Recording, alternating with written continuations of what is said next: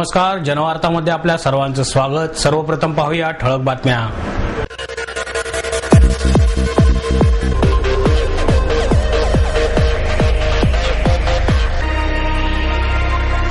Delhi metro railway कॉर्पोरेशनने दिलेला आणि सर्वसाधारण सभेने मान्य करून पाठवलेला विकास आराखडा कायम ठेवावा, हा भाजपचा प्रस्ताव स्थायी समितीमध्ये काँग्रेसच्या मदतीने मंजूर।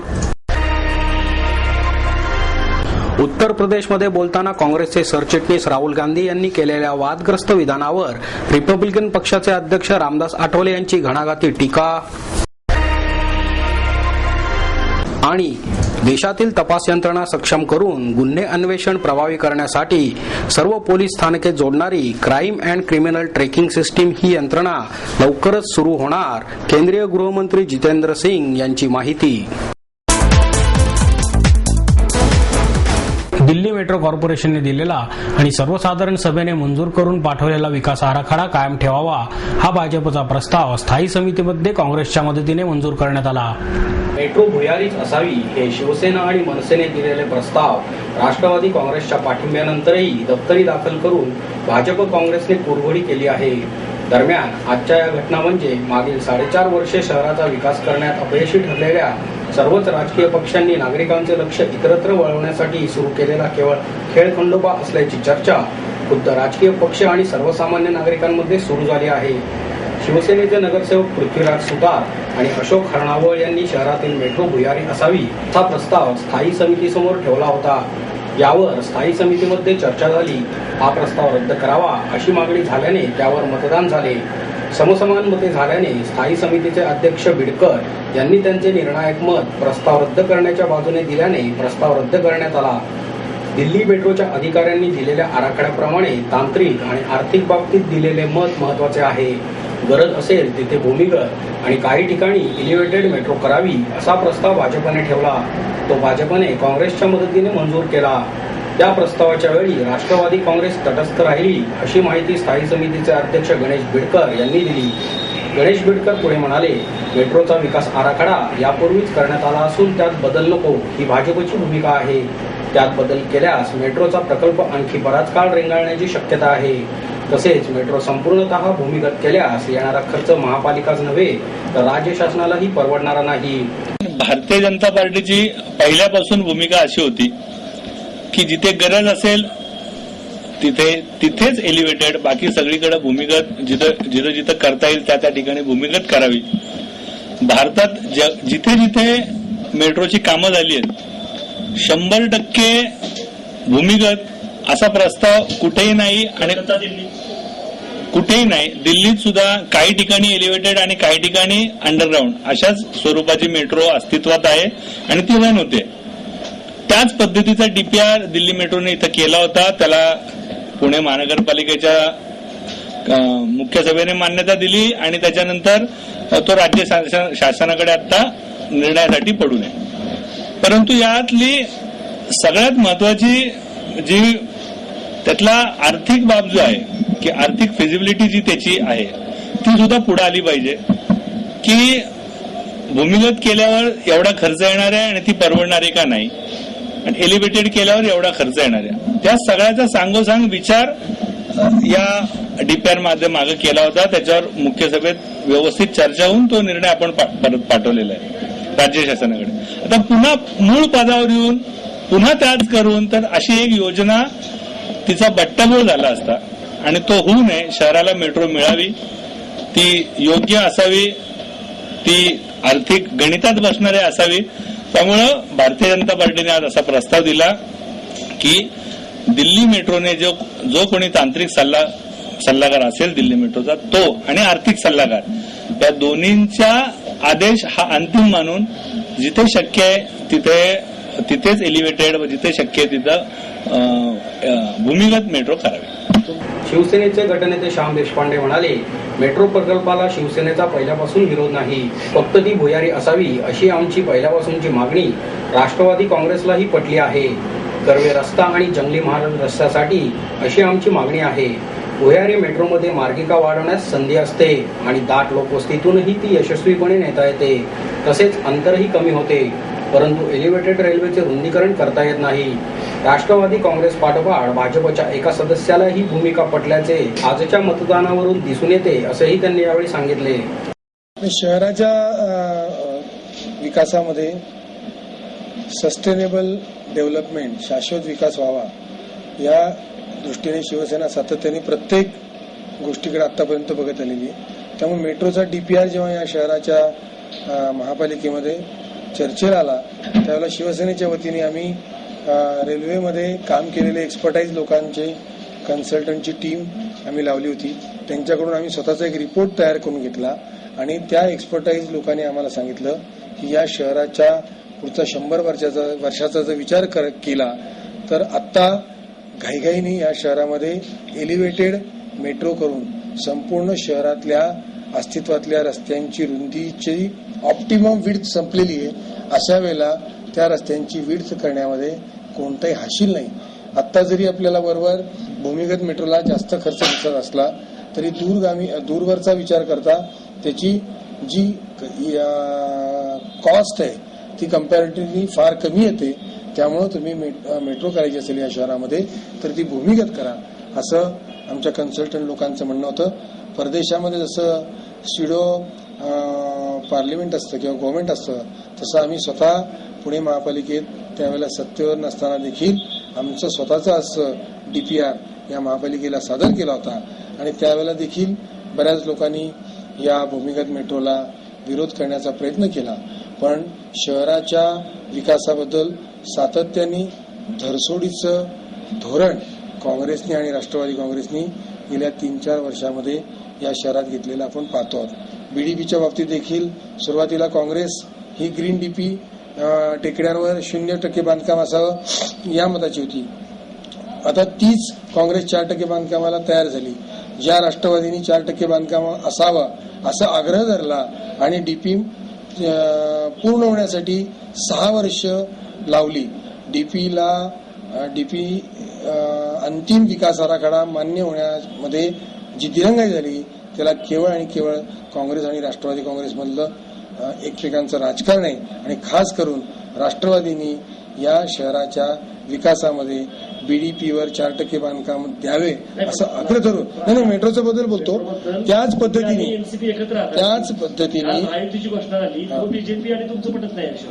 नाही महायुतीची जरी आमची घोषणा झाली तर प्रत्येक राजकीय पक्षाला स्वतःची अशी मतं असतात. या शहराच्या विकासाबद्दल आम्ही ज्या दृष्टीने बघतोय त्या दृष्टीने सगळ्यांनी बघावं असं आम्हाला वाटतं.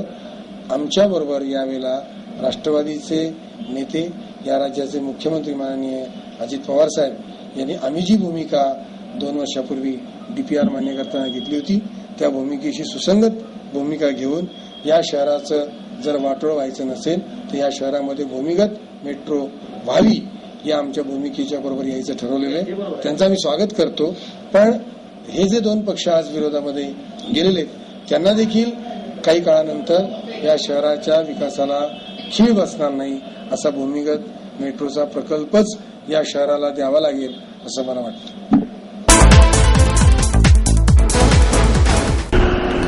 उत्तर प्रदेशमध्ये बोलताना काँग्रेसचे सरचिटणीस राहुल गांधी यांनी केलेल्या वादग्रस्त विधानावर रिपब्लिकन पक्षाचे अध्यक्ष रामदास आठवले यांनी घणाघाती टीका केली. आगामी महानगरपालिका निवडणुकांच्या पार्श्वभूमीवर आठवले यांनी पत्रकार परिषदेमध्ये आपली भूमिका मांडली. आठवले म्हणाले, राहुल गांधी हे अपरिपक्व राजकारणी आहेत. त्यांचे वक्तव्य चुकीचे असून उत्तर प्रदेशातून जवाहरलाल नेहरू, इंदिरा गांधी, सोनिया गांधी यांनी निवडणुका लढवल्या आहेत. काही काळ काँग्रेसचे येथे नेतृत्वही होते. आपल्या लोकांनाच भिकारी बनवण्याचे काम काँग्रेसने केले आहे. पूर्ण देशच भिकारी बनवण्याचे काम या पक्षाने केले आहे. राहुल गांधी यांनी आपल्या या विधानाबाबत जाहीर माफी मागावी अशी मागणीही त्यांनी केली. अण्णा हजारेंविषयी बोलताना आठवले म्हणाले, अण्णांच्या आंदोलनाला आमचा पूर्वीपासूनच पाठिंबा आहे. अण्णांविषयी उलटसुलट विधाने करून दिग्विजय सिंग सारखे राजकारणी काँग्रेस पक्षाशीच प्रतिमा मलिन करण्याचे काम करत आहेत. अण्णा आता 50 जणांच्या शोधात असल्याचे आपण ऐकले आहे. या 50 जणांच्या टीममध्ये 10% जागा दलित आणि आदिवासी लोकांसाठी असाव्यात अशी मागणी अण्णांकडे करणार असल्याचेही त्यांनी सांगितले. महायुतीबाबत बोलताना ते म्हणाले, काँग्रेससोबत सोबत जाण्याचा आरपीआयच्या प्रयत्नांचा जास्त फायदा झाला नाही. महायुतीचा अनुभव चांगला आहे. वैचारिक मुद्द्यांवर नाही तर सत्ता मिळवण्यासाठी महायुती करण्यात आली आहे. याला प्रॅक्टिकल सोशलिझम असे म्हणता येईल. महागाई, भ्रष्टाचार, विकास, बेरोजगारी आदी मुद्द्यांवर युती झाली आहे. शरद पवार, अजित पवार आणि शिवप्रिया सुळे यांचा बालेकिल्ला असलेला खडकवासल्याचा गड महायुतीने जमीनदोस्त केला. खडकवासल्याची ही रंगीत तालीम असून आगामी निवडणुकीत काँग्रेस आणि राष्ट्रवादीचे अनेक गड निकामी होतील अशी टिप्पणी त्यांनी केली. राज्यातील 10 महानगरपालिका सध्या महायुतीच्या अजेंड्यावर आहेत. त्यांचा सूक्ष्मपणे अभ्यास करणे सुरू आहे. पुण्यात बीडीपी आणि मेट्रोवरून सेना भाजपमधील मतभेद असताना यातून मध्यमार्ग काढण्याची आपली भूमिका असल्याचे त्यांनी स्पष्ट केले. पुण्यासाठी 25 तर पिंपरी चिंचवडसाठी 18 ते 20 जागांची आपण मागणी केली असल्याचे त्यांनी सांगितले. देशातील तपास यंत्रणा सक्षम करण्यासाठी crime and criminal tracking system सुरू करणार असल्याची माहिती केंद्रीय गृहमंत्री जितेंद्र सिंग यांनी दिली. काँग्रेसच्या प्रशिक्षण कार्यक्रमाच्या निमित्ताने पुणे दौऱ्यावर आले असताना सिंग यांनी ही माहिती दिली. यावेळी शहर काँग्रेसचे अध्यक्ष अभय छाजेड, समन्वय समिती अध्यक्ष शरद रणपिसे, आमदार विनायक निमण आदी मान्यवर उपस्थित होते. देशातील गुन्ह्यांचा तपास प्रभावीपणे करण्यासाठी CCTNS या यंत्रणेचा मोठा उपयोग होणार असून दहशतवादी कृत्यांना आळा घालण्यासाठी ही यंत्रणा सक्षम ठरेल असा विश्वास व्यक्त करून सिंग म्हणाले, या यंत्रणेसाठी सुमारे 3.5 ते 4 हजार कोटी रुपयांचा निधी आवश्यक असून देशाच्या सुरक्षिततेच्या दृष्टीने केंद्र शासनाने हा प्रकल्प कार्यान्वित करण्याचा निर्धार केला आहे. या यंत्रणेने देशातील 15,500 पोलीस ठाणी जोडली जाणार असून अन्य तपास यंत्रणाही त्याद्वारे जोडल्या जातील. सध्या या यंत्रणेच्या प्रशिक्षणाचे काम सुरू असून 2 वर्षात ही यंत्रणा पूर्ण क्षमतेने कार्यान्वित होईल असा दावाही सिंग यांनी यावेळी केला. जर्मन बेकरी बॉम्बस्फोटाचा तपास विशेष तपास यंत्रणेमार्फत सुरू असून लवकरच या गुन्ह्याच्या मुळापर्यंत जाण्यात यश येईल असा विश्वासही सिंग यांनी व्यक्त केला. प्रतिकूल परिस्थितीतही शहर काँग्रेसचे कार्य जोमाने सुरू असल्याचे सांगून त्यांनी शहर पदाधिकारी आणि कार्यकर्त्यांचे कौतुक केले. खासदार सुरेश कलमाडी हे सध्या तिहार तुरुंगात असून त्यांना जामीन मिळाल्यास त्यांचे निलंबन रद्द करणार का या प्रश्नावर उत्तर देताना सिंग म्हणाले, कलमाडींवर न्यायालयात खटला सुरू आहे. न्यायाच्या निर्णयानंतर यावर विचार करण्यात येतील. त्यांच्या जामिनासाठी केंद्रीय गृह मंत्रालय आणि काँग्रेसच्या वतीने प्रयत्न करण्यात येत आहेत का याबाबत कलमाडींचा जामीन हा गृह मंत्रालयाच्या अखत्यारीत येत नाही. काँग्रेसलाही तो अधिकार नाही असे सिंग यांनी स्पष्ट केले. NIA इसकी जांच कर रहा है और मुझे अभी जो बॉम्ब ब्लास्ट हुआ है मुंबई में उसका NIA को उसका कार्यभार दिया गया है रिसेंटली और मुझे उम्मीद है कि जो एक स्पेशलाइज्ड एजेंसी बॉम्ब ब्लास्ट को इन्वेस्टिगेट करने के लिए बनी हुई है वो जरूर नतीजे निकाल के आएगी. और आज सबसे ज्यादा जरूरत ये है कि ऐसा ना हो और हमारी इंटेलिजेंस किस तरह से मजबूत हो. इसीलिए CCTNS जैसे नई योजनाएं भारत सरकार हर स्टेट को दे रही है. पंडित नेहरू यांच्या वाढदिवसाचे औचित्य साधून शहरात बालदिन मोठ्या उत्साहात साजरा करण्यात आला. शाळा, अनाथाश्रम, बालकांसाठी काम करणाऱ्या स्वयंसेवी संस्था, हाऊसिंग सोसायट्यांमध्ये बालदिन मोठ्या उत्साहात साजरा करण्यात आला. साईनाथ मित्रमंडळ महिला आघाडी आणि नगरसेवक दीपक मानकर यांच्या वतीने बालदिनानिमित्त प्रबोधनात्मक रॅली काढण्यात आली. महापालिका शाळा क्रमांक 94, मामासाहेब मोहोळ, शाळा क्रमांक 131B या शाळांमधील सुमारे 400 विद्यार्थ्यांनी या उपक्रमात विविध वेशभूषा करून सहभाग नोंदवला. विद्यार्थ्यांनी घोषणाफलक घेऊन प्रबोधनात्मक रॅली काढली. कार्यक्रमाचे संयोजन नगरसेवक दीपक मानकर आणि मंडळाच्या अध्यक्षा अश्विनी जाधव यांनी केले. यावेळी जालिंदर शिंदे, सदाशिव फडके, पद्मा शिरसाट, सविता कुचेकर आदी उपस्थित होते. आनंद इंगळे दिग्दर्शित पाऊल वाट हा संगीतप्रधान मराठी चित्रपट येत्या 18 तारखेला रसिकांच्या भेटीला येत आहे. माय ड्रीम प्रोडक्शन निर्मित आणि स्टेट ऑफ द आर्ट्स प्रस्तुत पाऊल वाट या चित्रपटात सुबोध भावे, ज्योती चांदेकर, मधुरा वेलणकर साटम, किशोर कदम, आनंद इंगळे, ऋषिकेश जोशी, अभिराम भडकमकर, विजय केंकरे, वैभव तत्ववादी आणि अतिथी कलाकार सीमा देव यांच्या भूमिका आहेत. गायक होण्याचे स्वप्न उराशी बाळगून सांगलीहून मुंबईत आलेल्या एका तरुणाची गोष्ट यात आहे.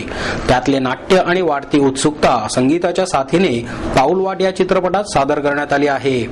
आदित्य इंगळे दिग्दर्शित पाऊल वाट ची कथा अभिराम भडकमकर, पटकथा संवाद अभिराम भडकमकर आणि आदित्य इंगळे यांचे असून गीतकार वैभव जोशी आहेत। या संगीत प्रधान पाऊल वाटला संगीत दिले आहे प्रसिद्ध संगीतकार नरेंद्र भिडे यांनी। चित्रपटाचा विषय संगीताशी संबंधित असल्याने अनेक नामांकित गायकांच्या आवाजातील गाणी या निमित्ताने ऐकायला मिळतील। या चित्रपटासाठी ज्येष्ठ गायिका आशा भोसले, अवधूत गुप्ते, स्वप्नील बांदोडकर, सुभाष जोशी, विभावरी जोशी, जसराज जोशी, पंडित रघुनंदन पणशीकर, राजेश दातार, संदीप उबाळे, माधवी नानल, अमोल निसाळ आणि स्वतः संगीतकार नरेंद्र भिडे यांनी पार्श्वगायन केले आहे। मुक्ता भिडे, मानसी पेठे, स्मिता भागवतवार, अजय भिडे, व्यंकटेश माणके, अलका दातार असे 6 निर्माते असलेला पाऊलवाट हा चित्रपट आहे। कला दिग्दर्शन एकनाथ कदम यांचे असून छायांकन पुष्पांक गावडे यांचे आहे, तर संकलन संतोष गोटस्कर आणि आदित्य इंगळे यांचे आहे। संजय सुरकरांसारख्या दिग्दर्शकाबरोबर काम केलेल्या आदित्य इंगळे यांचा दिग्दर्शक म्हणून हा पहिलाच चित्रपट असल्याने पाऊलवाटबद्दल उत्सुकता आहे।